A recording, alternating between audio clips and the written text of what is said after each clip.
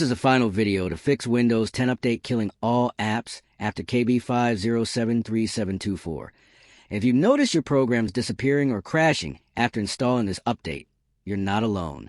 This problem happens because the update conflicts with certain app settings and wipes them unexpectedly, leaving users frustrated.